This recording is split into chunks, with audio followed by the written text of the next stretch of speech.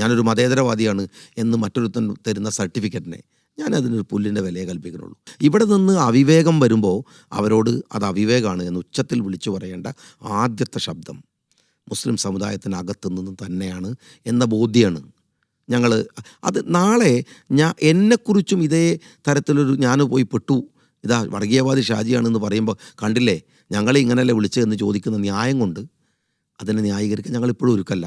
പക്ഷെ താങ്കൾ ആക്രമിക്കപ്പെടുന്ന ഒരു വസ്തുത അവിടെ നിൽക്കുന്നു. അതിന് മതമാണ് പ്രശ്നം എന്നുള്ള പരാമർശം അടക്കമുള്ള സംഗതികൾ വരുന്നു. ഈ സർക്കാർ മാറി വന്നാൽ മുസ്ലിങ്ങളുടെ അവകാശം നേടിയെടുക്കാൻ വേണ്ടിയാണ് വരേണ്ടത് എന്ന് പറയുന്നു. ഇതിനൊക്കെ താങ്കൾക്കൊരു വിശദീകരണമുണ്ട്. പക്ഷെ അതിനപ്പുറം നോക്കൂ, ഇത്രയും വോക്കലായി സ്വന്തം സമുദായത്തിന് വേണ്ടി സംസാരിക്കുന്ന ഷാജിയെ കാണൂ എന്നടക്കം നിർത്തിക്കൊണ്ട് ഷാജിയെയും മുസ്ലിം ലീഗിനെയും എല്ലാം ഒരു വർഗീയ സംഘമാക്കി അവതരിപ്പിക്കുന്നതിൽ അവർക്ക് ഒരുപാട് ദൂരം മുന്നോട്ട് പോകാൻ പറ്റിയിട്ടുണ്ടല്ലോ.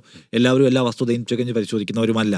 അപ്പം അവസാനം വേട്ടനായ്ക്കൾ തേടിയെത്തി എന്നതിനെ നിങ്ങൾ രാഷ്ട്രീയമായി വായിക്കുന്നുണ്ടെന്നാണ് എൻ്റെ ചോദ്യം. ഞാൻ പറയണത് അങ്ങനെ വേട്ടനായ്ക്കൾ തേടിയെത്തിയാലും അതിനെ പ്രതിരോധിച്ച് നിൽക്കാൻ കഴിയുന്ന ഒരു പൊതുസമൂഹം, ഒരു സെക്കുലർ സമൂഹം, ഇതൊക്കെ നിങ്ങൾ പറയുമ്പോഴും വളരെ ചിരിച്ചിട്ട് ഞാൻ വളരെ താഴെത്തട്ടിൽ പ്രവർത്തിക്കുന്ന ഒരാൾ എന്നുള്ള എനിക്ക് ജനങ്ങളുമായിട്ട് കമ്മ്യൂണിക്കേറ്റ് ചെയ്യാൻ കഴിയുന്നുണ്ടല്ലോ.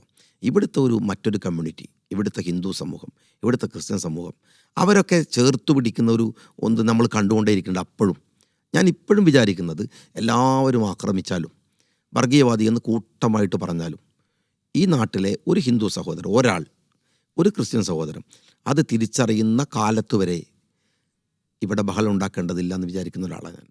കാരണം എന്താ വെച്ചാൽ വീണ്ടും ഞാൻ പറയണു, ഇവിടുത്തെ ഒരു സെക്കുലർ സമൂഹത്തിനകത്ത് നമ്മൾ പ്രശ്നങ്ങൾ ഉണ്ടാക്കി കിട്ടുന്ന നേട്ടങ്ങളെ, ഞാൻ അതുകൊണ്ട് കിട്ടുന്ന പ്രശംസയെ, ഞാനൊരു മതേതരവാദിയാണ് എന്ന് മറ്റൊരുത്തൻ തരുന്ന സർട്ടിഫിക്കറ്റിനെ ഞാൻ അതിനൊരു പുല്ലിൻ്റെ വിലയെ കൽപ്പിക്കുന്നുള്ളൂ. മതേതരനായി ജീവിക്കുക എന്ന് പറയുന്നതിൻ്റെ സുഖത്തിനപ്പുറമല്ല ഒരു മതേതര. നിങ്ങൾ മനസ്സിലാക്കേണ്ട ഒരു കാര്യം, ഞാൻ SDP ഒക്കെ ആയിട്ട് ബന്ധപ്പെട്ട വലിയ തർക്കം നടക്കുന്ന ഒരു സമയമുണ്ട്. അവാർഡ് പ്രഖ്യാപനങ്ങളുടെ പൂരായിരുന്നു. ഞാൻ ഒരു സ്ഥലത്തു നിന്ന് ഒരു അവാർഡ് വാങ്ങിയത് നിങ്ങൾ കേട്ടിട്ടില്ല. ആ സമയത്ത് ഇത് ഈ മതനിരപേക്ഷതയ്ക്കുള്ള പുരസ്കാരം ഒരുപാട് സംഘടനകൾ വിളിക്കും, പുരസ്കാര പ്രഖ്യാപനങ്ങൾ നടത്തും, KMCC വിളിക്കും, പുരസ്കാരം ഉണ്ടെന്ന് പറയും. ഞാൻ പറഞ്ഞു ഒരു പുരസ്കാരത്തിനും അല്ല, അതെൻ്റെ ഉത്തരവാദിത്ത നിർവഹണം മാത്രമാണ്. അതിനൊരു പുരസ്കാരം വാങ്ങുമ്പോൾ സത്യത്തിലൊരു വിഷമമുണ്ട് നമുക്ക്. അതുകൊണ്ട് ഇത് എൻ്റെ മാത്രം ഒരു സംതൃപ്തിയുടെ കൂടി പ്രശ്നമാണ് ഈ പോരാട്ടത്തിൽ. അതുകൊണ്ട് ഞാൻ എത്ര ബ്രാൻഡ് ചെയ്യപ്പെട്ടാലും ഇതിനകത്ത് നിന്ന് എന്നെ പിന്തിരിപ്പിക്കാനൊന്നും എന്തായാലും കഴിയില്ല. അതിന് എത്ര കോർണറൈസ് ചെയ്താലും കഴിയില്ല. എന്നോട് പലപ്പോഴും ചോദിക്കുന്ന ഒരു കാര്യമുണ്ട്, നിങ്ങളെന്തേ പഴയ പോലെ സംസാരിക്കാത്തത്, നിങ്ങളെന്തേ പഴയ പോലെ പറയാത്തത്. സാഹചര്യങ്ങളുടെ വ്യത്യാസമുണ്ട്. നമ്മൾ അവരെക്കുറിച്ച് പറയുന്ന ഒരു ഘട്ടം, ഒരു സന്ദർഭം, അത് എൻ്റെ ബോധ്യമാണ്.